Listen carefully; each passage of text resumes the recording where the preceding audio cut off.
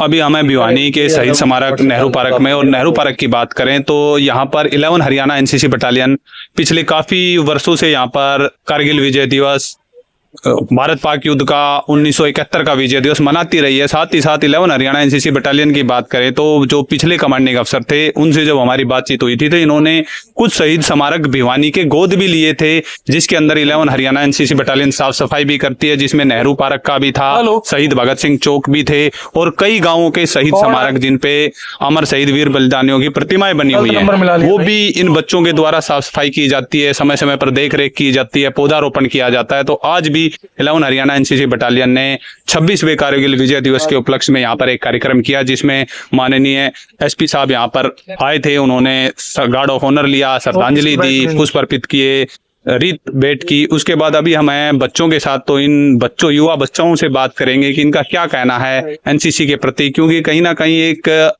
नींव रहती है, एक हड्डी रहती है समाज की एनसीसी, क्योंकि एनसीसी के और एनएसएस के द्वारा ही वो बच्चे तैयार किए जाते हैं, वो आगे जाकर राजपथ पर अपनी परेड भी दिखाते हैं। तो मिलेंगे इनके कमांडर से भी। बेटा क्या नाम है? निधि। निधि बेटा, कितने साल से एनसीसी में हो आप? अभी सेकंड ईयर है। सेकंड ईयर है। कौन सा गांव है? हलवास। हलवास। और कौन से स्कूल से हो? वैश कॉलेज। आपके कमांडर कौन है इसमें? सचिन सर। सचिन जी। तो मैं ये कहूंगा सचिन जी एक बार आगे आ जाएं प्लीज, तो उनसे बात करें कि कितने दिन से क्या है।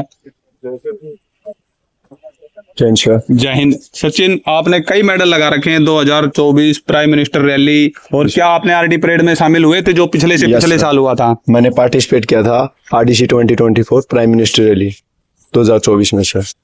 मैंने एनसीसी में 3 साल किया सर। सेकेंड फाइनल ईयर में मैंने एनसीसी के आरडीसी में पार्टिसिपेट किया। मैंने बहुत मेहनत की सर। उसके पीछे मेरे गुरुजनों का और मेरे इंस्ट्रक्टर उस्ताद का बहुत बड़ा हाथ है।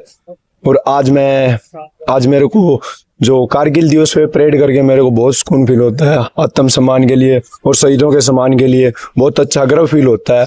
और इसी के साथ मैं अपने शब्दों को बयां करना चाहता हूँ कि मेरे को एनसीसी में आके बहुत एक्सपीरियंस हुआ सर।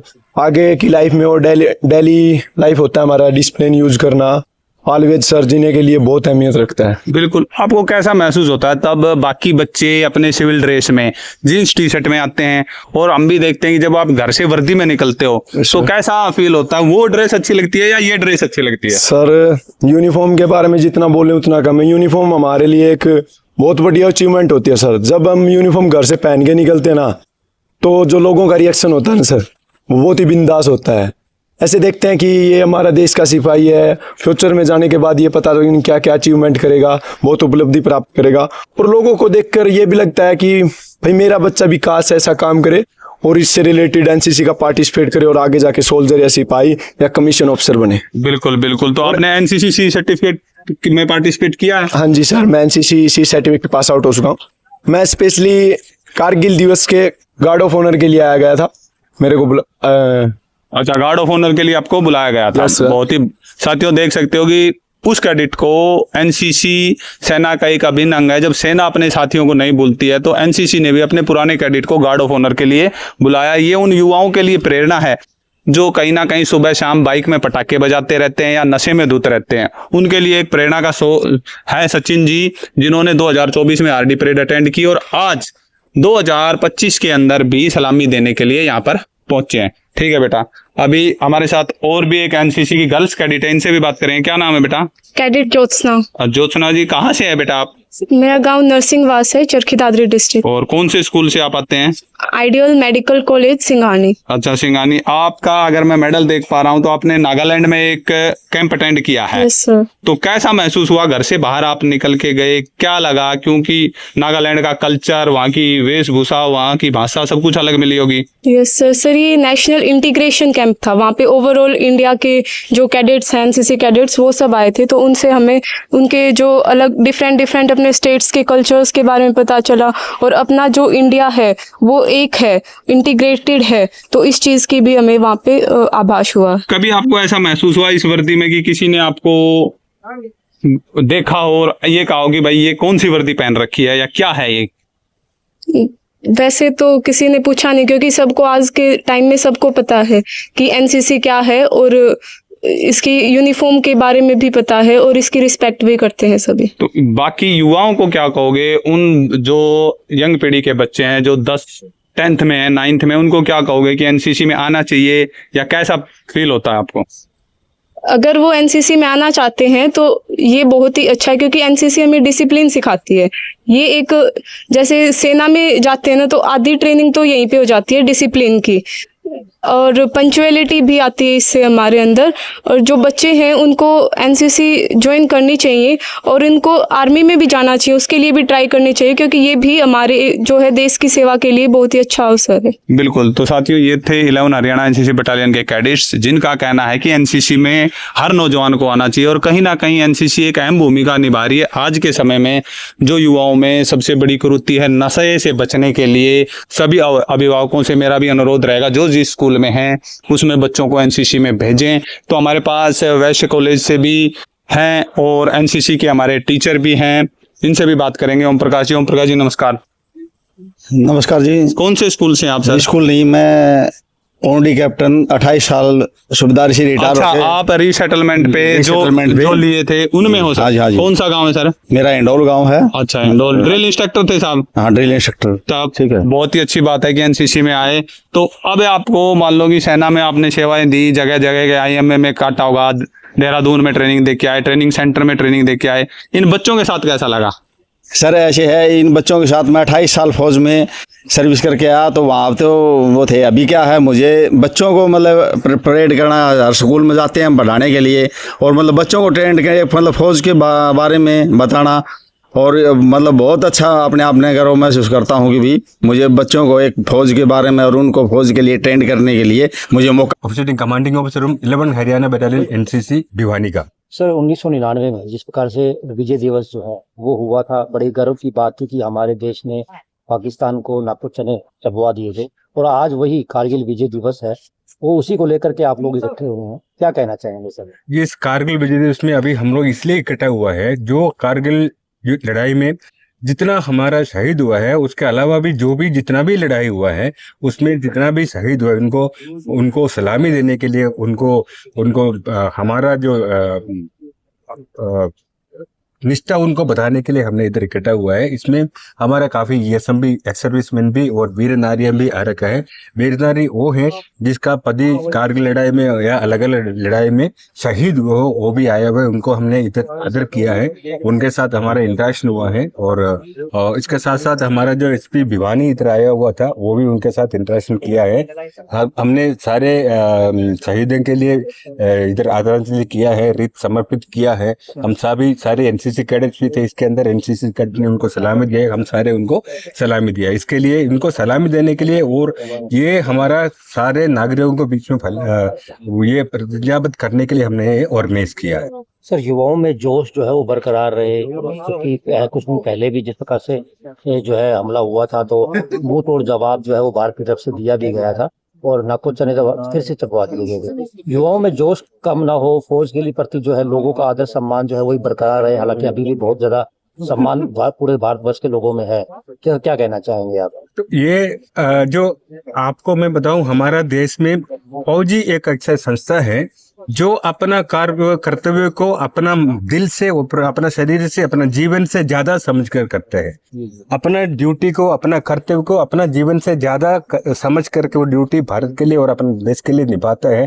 तभी ये मार्टियर हो जाता है, तभी भी वो खुशी से अपना जीवन अपना हथेली में लेकर के चलते हैं और भारत के लिए समर्पित करने के लिए। सर अग्निवीर जो योजना आई है, क्या कहेंगे, क्योंकि आप कमांडिंग ऑफिसर है, युवाओं में क्या जोश है, किस प्रकार से देखेंगे? अग्निवीर के बारे में पहले हमारा जो यूथ और यंग युवाओं के बीच में पूरा जानकारी नहीं था, लेकिन अभी उसका जानकारी सबको हो रहे हैं। तकरीबन 60% लोग इसके बारे में जानकार हो चुका है, इसलिए अभी अग्निवीर में एंट्री हो रहा है। अग्निवीर में ये है कि जो उसका 25% जो अग्निवीर सेलेक्ट होते हैं उनको ऑब्जर्व किया जाता है।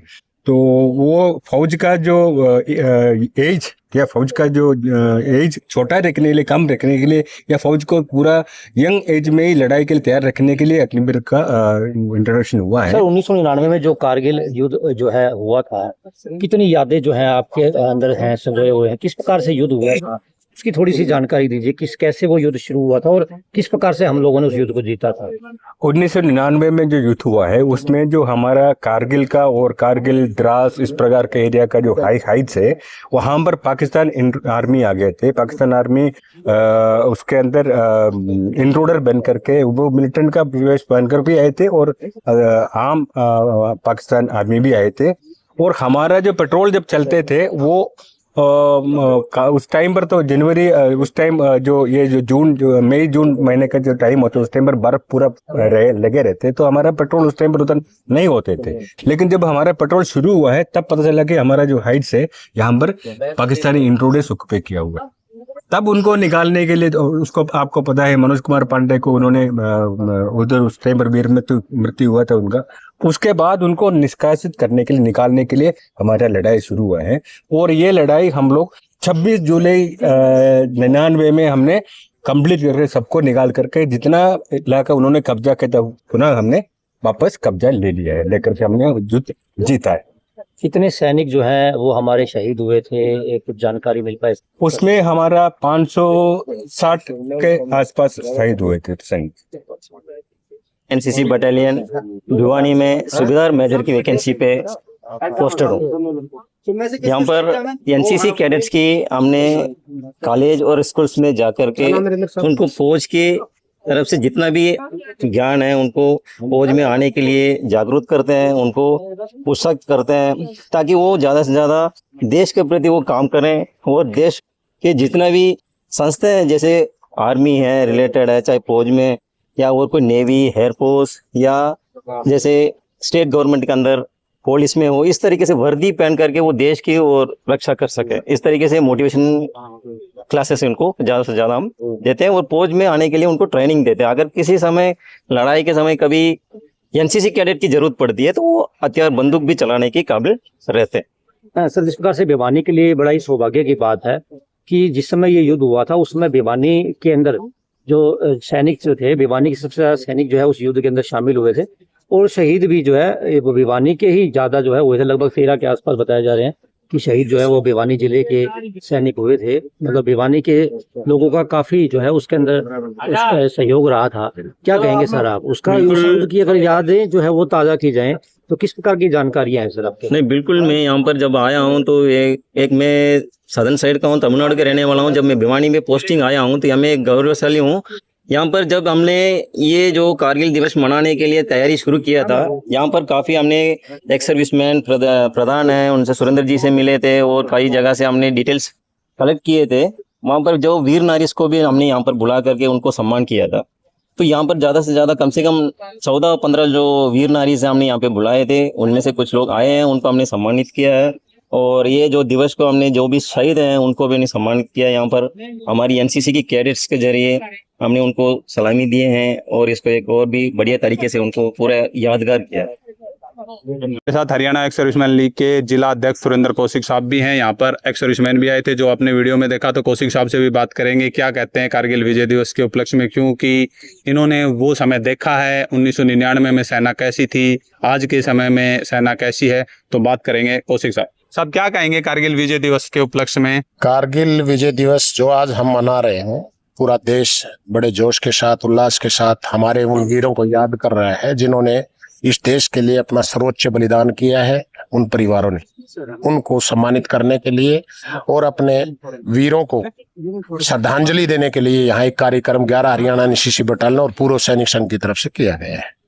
तो क्या कहेंगे, इस प्रकार के कार्यक्रम समय समय पे 11 हरियाणा और पूर्व सैनिक संघ भिवानी करता रहता है, तो आम जन में क्या संदेश देना चाहेंगे नशे के प्रति? नशे के प्रति हम नौजवानों को बार बार इस बारे में हम उनको उत्साहित करते हैं कि नशे से दूर रहें, क्योंकि नशा हमारी जवान पीढ़ी को जड़ से खोखला कर सकता है।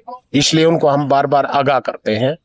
दूसरा, जो कारगिल है ये संसार का एक बहुत ही दुर्गम स्थिति का युद्ध था, जो कि आज तक इस संसार में इस प्रकार का दुर्गम परिस्थिति में कोई युद्ध नहीं हुआ है।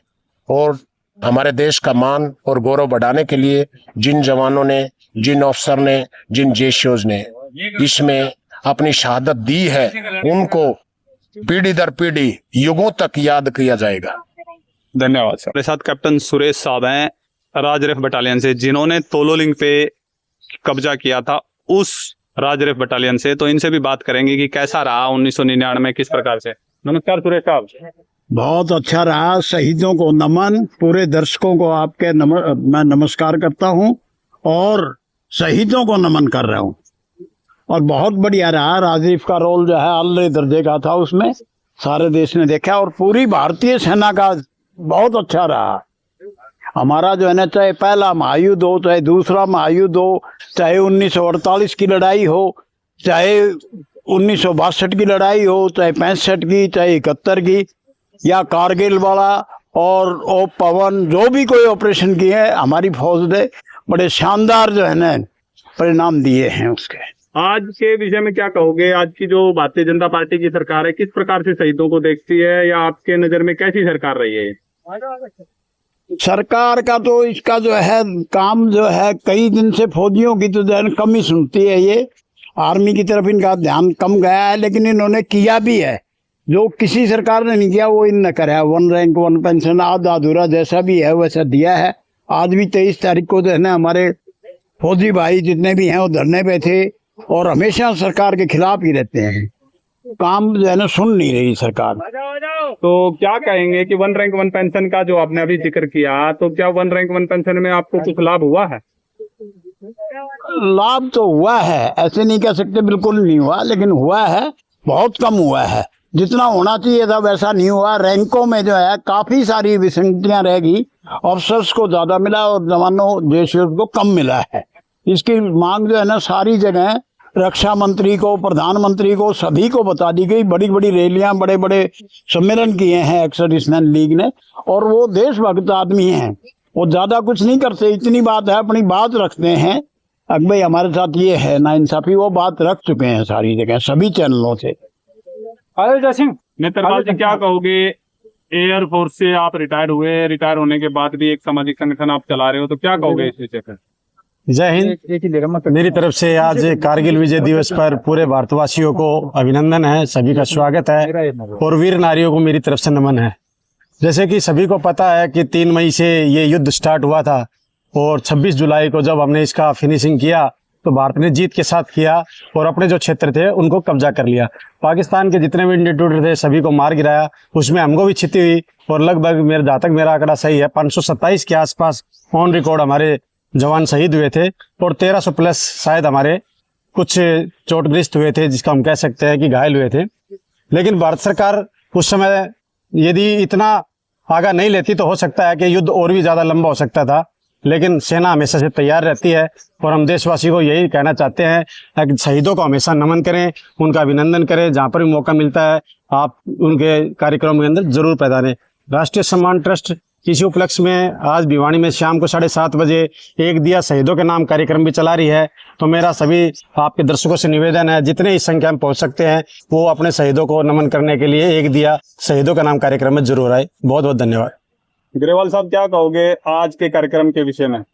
सबसे पहले आपके चैनल को, आपके दर्शक गणों को मैं राम राम बोलता हूँ।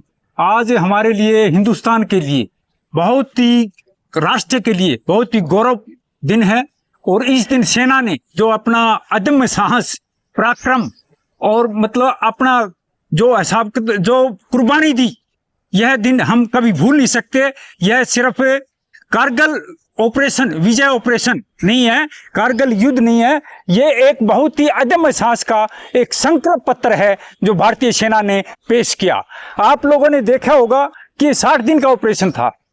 60 दिन के ऑपरेशन में दुश्मन 2 महीने पहले 18,000 फुट ऊंची टाइगर हिल पर टोलीलुंग 5-6 द्रास सेक्टर में चोटी है, उनको ऊपर आकर बैठ गया और दुश्मन के हमारी इंडियन आर्मी ने, हमारी सेना ने साहस दिखा के, पराक्रम दिखा के और इतना 14 देशों की सेना थी, इतना बढ़िया काम किया और दुश्मन को घुसपैठियों को वापिस किया और उनको मारा, गोली से मारा। और यह दिन हमारे लिए बहुत ही आदरणीय है। और सबसे पहले अभी मैं हमारे तमाम जितने कारगिल योद्धाओं को जो वीर गति को प्राप्त हुए हैं उनको श्रद्धांजलि भेंट करता हूं और उनके परिजनों को एक वक्त करता हूं मैं। और आगे हम फौजी होने के नाते हमें अपने पराक्रम और हमारे परिवार और हमारे जो फौज को कभी भूलना नहीं चाहिए, और ये हमें बहुत ही अच्छे खुशहाल से उत्साह मनाना चाहिए।